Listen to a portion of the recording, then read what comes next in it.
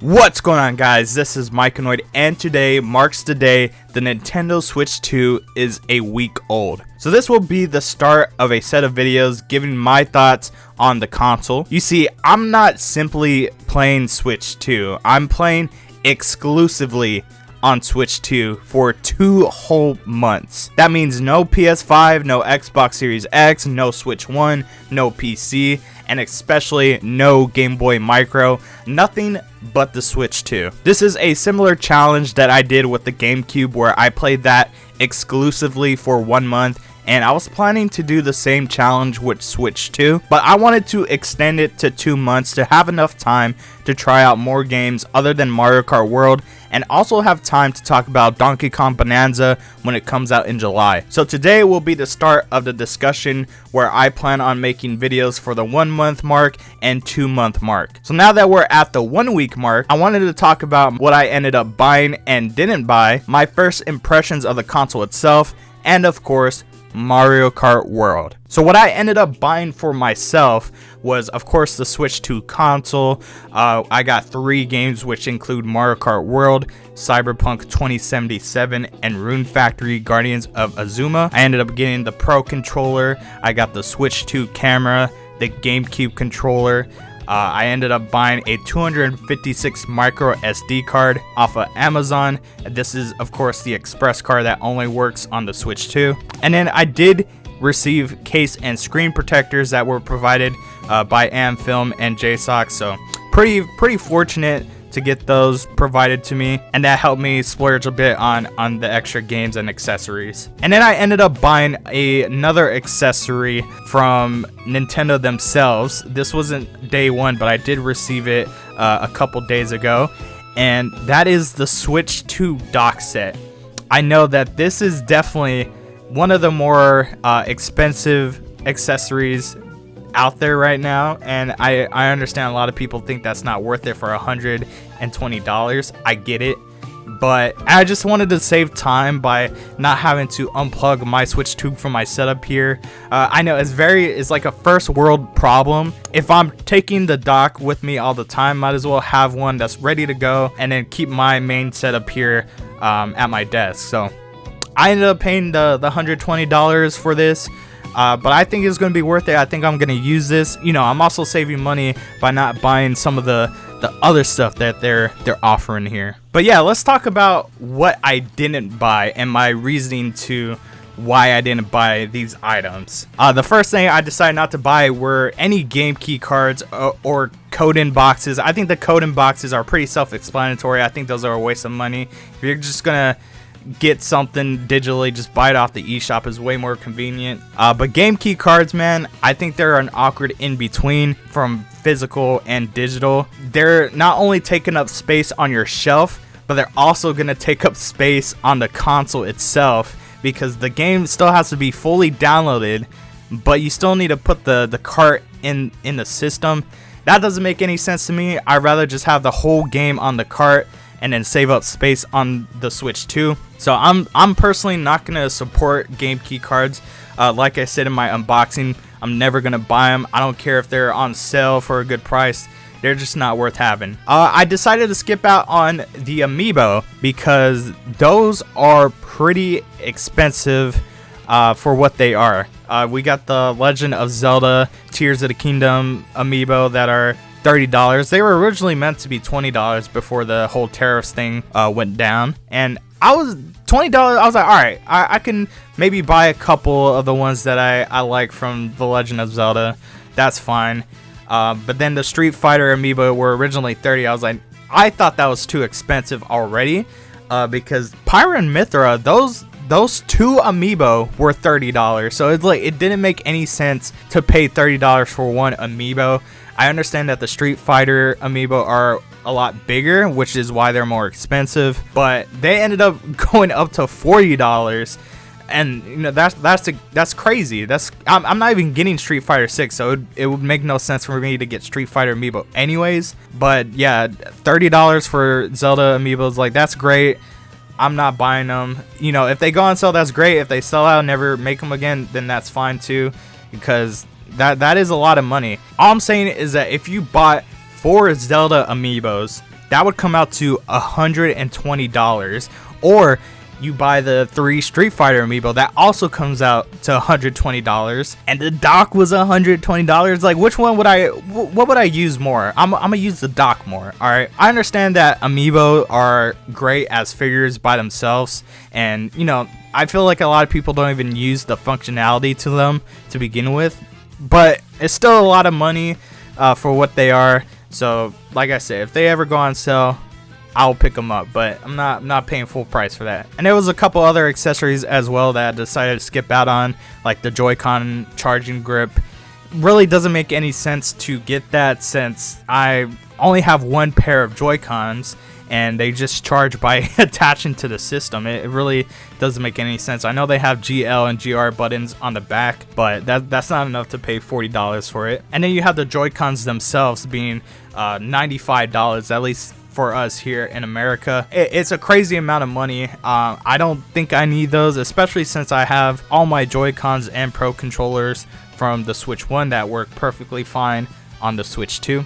Not really necessary to get another pair of those, especially since I feel like they're definitely going to release different colors in the future. And then finally, what I decided not to pick up was Welcome Tour, which is a digital exclusive Switch 2 game that showcases what the Switch 2 is, all the hardware and all that. It's a tech demo. All right, it's a $10 tech demo.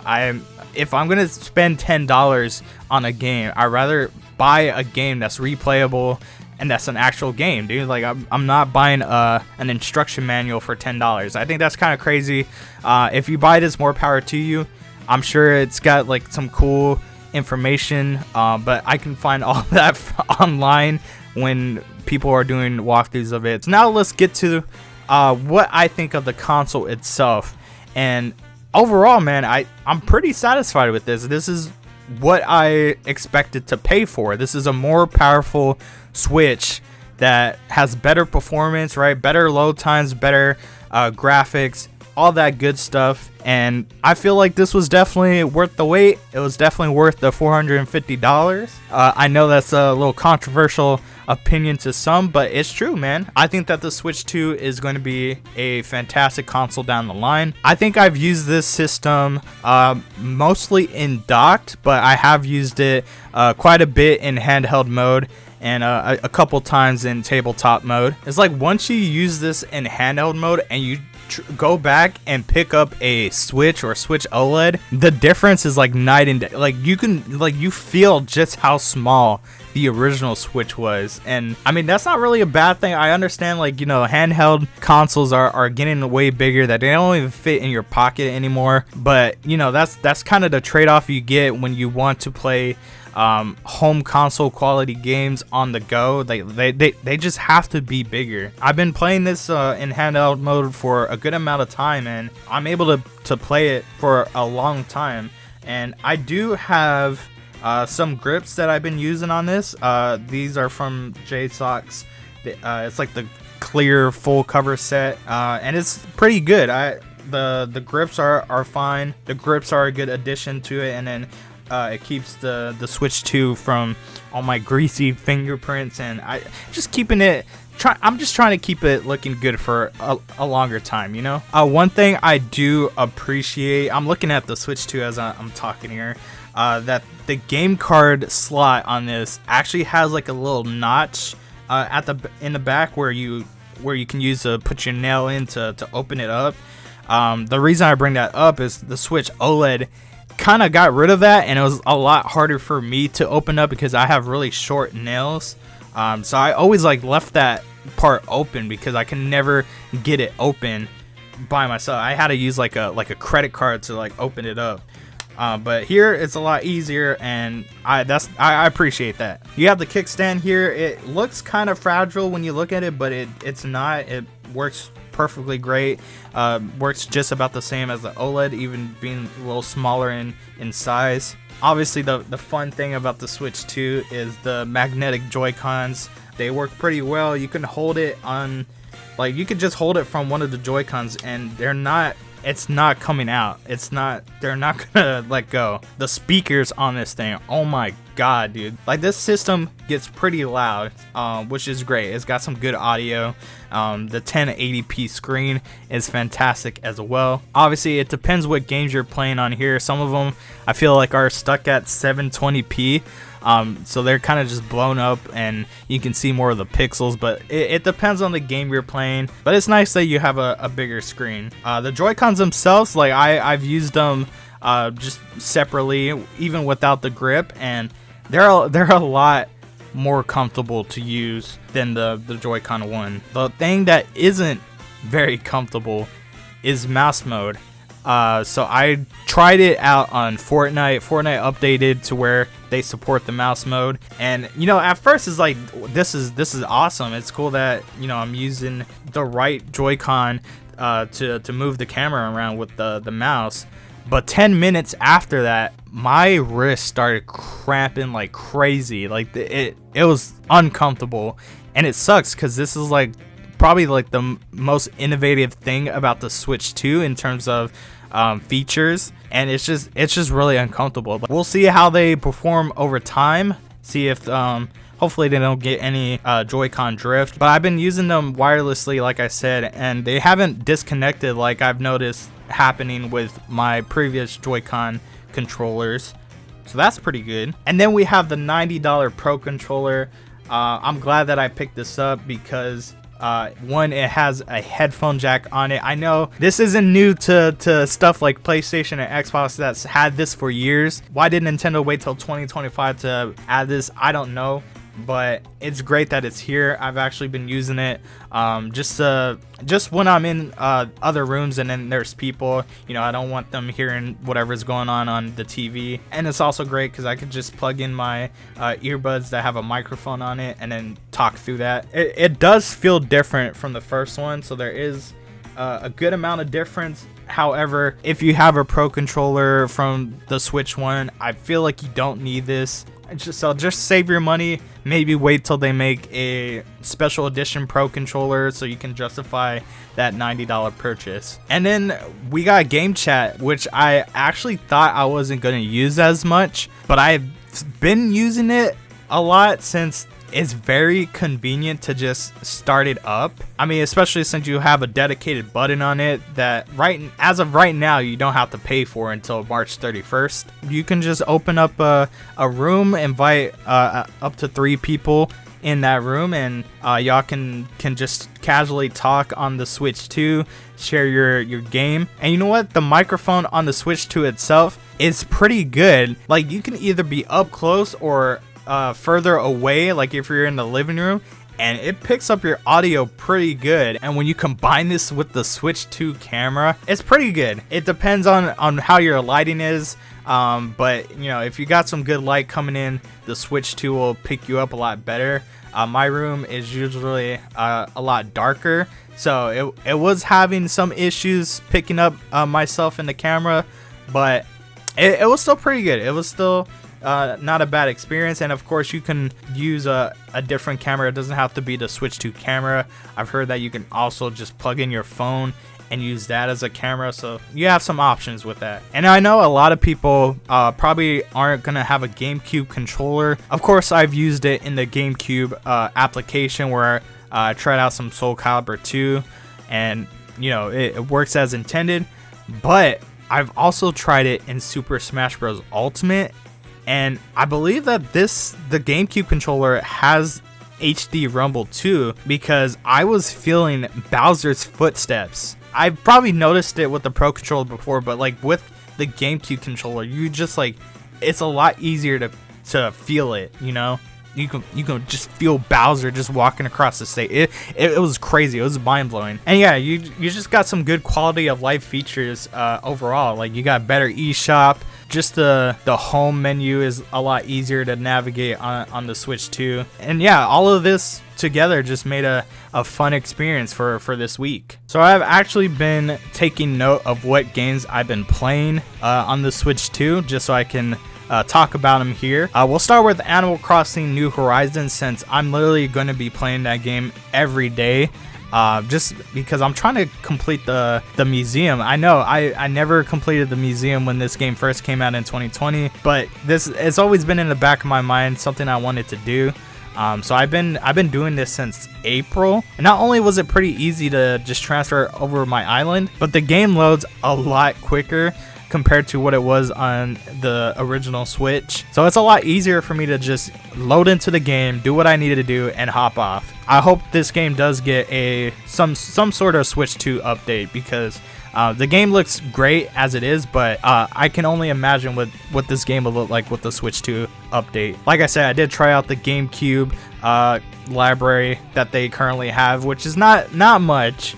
Soul Calibur 2 has been the only one I've really played, just because it's the easiest to get into, in my opinion. I know there's F-Zero, but they have a story mode that I want to try out at some point. And then on June 6th, which was a day after launch, is when I really like tried out like a whole bunch of random games. Not really random. They were games that received free updates, and you didn't have to pay for upgrade pack or anything like that. Pokemon Scarlet, the difference is night and day. Like I'll show the comparisons here.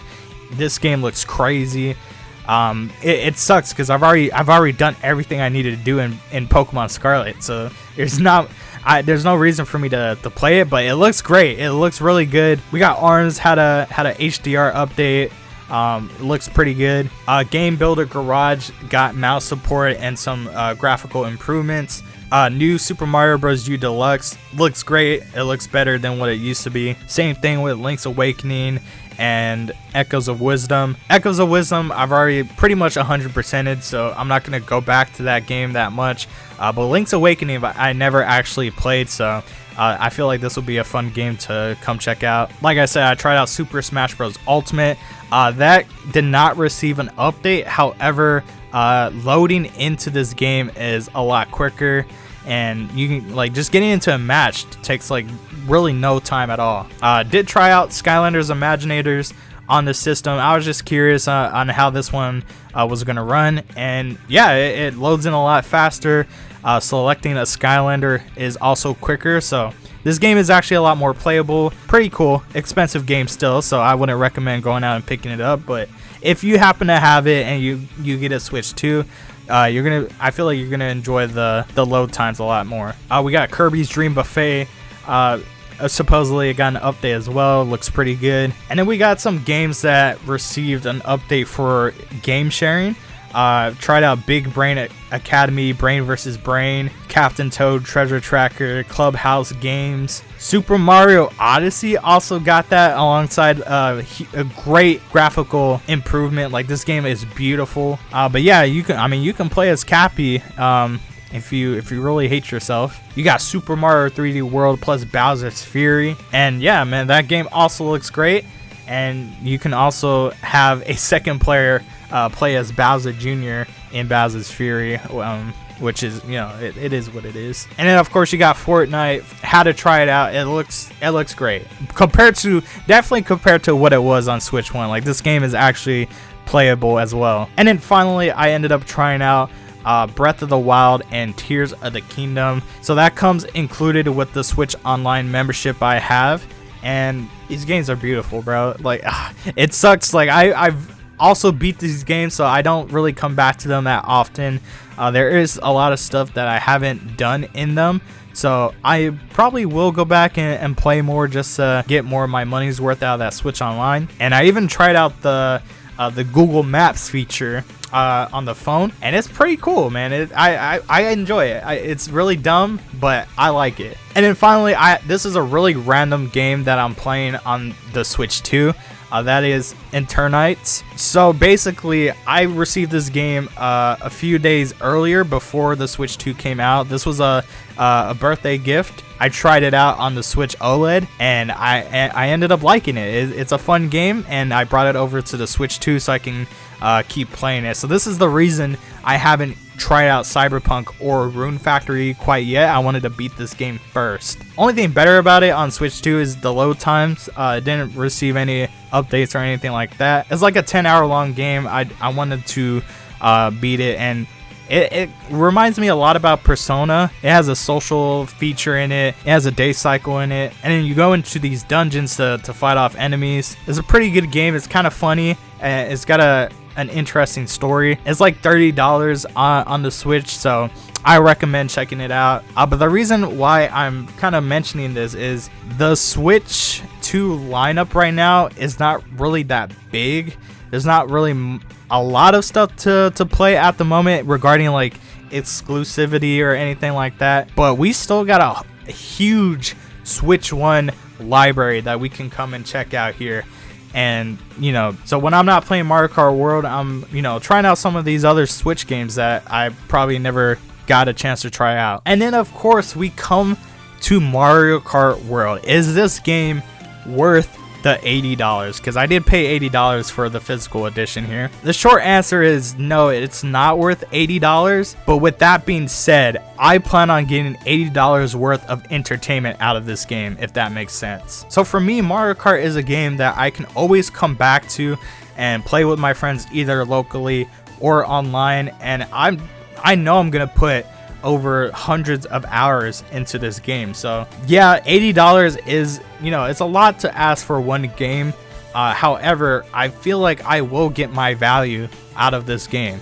With that being said, man, it is what it is. I understand that a lot of people are put off by that $80 price tag, and you know what? That's fair. It is a lot to ask for, and I feel like this game will go on sale at one point. Obviously, it's gonna take a while, but you know, Switch games do go on sale sometimes. All right, I know they're a lot more rare, but they do go on sale, so you can wait until there's like maybe a special bundle or something like that. Maybe get it secondhand. But at some point, I hope people do at least check it out. It's fun. It's a fun Mario Kart game. Grand Prix is pretty good. 150 is it's pretty challenging to what it was on Mario Kart 8 Deluxe, in my opinion. And then you have Knockout Tour, which is just absolutely insane. Like doing this on 150cc and trying to get 3 stars gold, like it takes a while to do. With that being said, I think Knockout Tour is really good, and I think it's gonna be my favorite game mode playing this. I've already unlocked all the characters.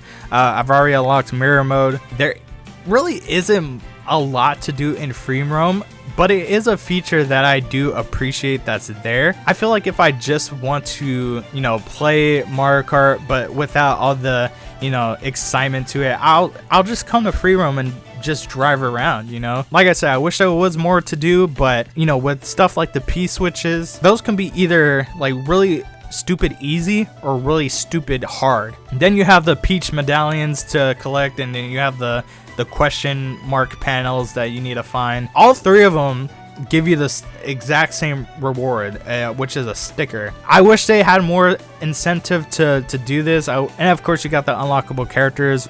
Some of them are just unlocked from completing a Grand Prix, and then you have the ones that you get from the Kamek item. That one was a little bit tough to do since that item is pretty rare, and then once you get hit with that item, it has, you know, a possibility that it can turn you into a minion you already have unlocked. I was finally able to get them. It just took a while to do. I feel like this game will get free updates in the future, because there's no way that like Donkey Kong only has one other costume or, you know, skin. And then as of now, there doesn't seem to be 200cc. So this game is going to be drop fed some updates, and maybe then you'll think that this game is worth $80. But yeah, that's basically all my thoughts of the Switch 2 within the first week here.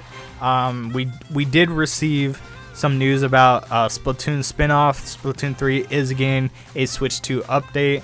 And then of course the Switch 2 is the fastest selling console of all time. Within, like, it sold 3.5 million units within the first 4 days, bro. That's crazy. But when it's all said and done, is this a good console? I say yes, it is. Obviously we'll see how things play out once we learn about more games that are coming to the system.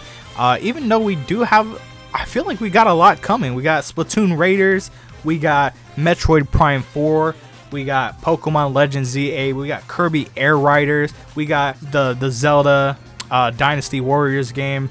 And then of course we got Donkey Kong Bonanza. I feel like we got a lot to look forward to. I feel like there is a lot that Nintendo hasn't told us yet, but I do understand why some people would rather wait to see what's coming out than purchasing, which is fine. Like there's nothing wrong with, you know, waiting until Nintendo has revealed their hand to actually make that decision to go buy one, because, you know, as of now there's really only one real exclusive on the Switch 2, and that is Mario Kart World. You do have Fast Fusion, which I haven't seen a lot of people talk about, even though from what it looks like that is a Switch 2 exclusive.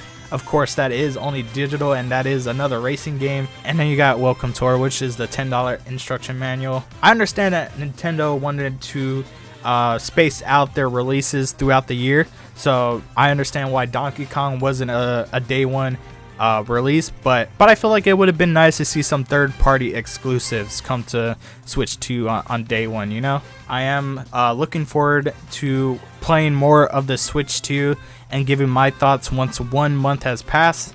Hopefully then I'll have played Cyberpunk and Rune Factory to give my opinions on those. And that's going to be it for today's video. Let me know what you guys think of the Switch 2 down in the comments below. Thank you guys for watching, and of course, I will see you guys in the next one. Take care. Alright, I need to try out some more of this knockout tour. I gotta beat these guys.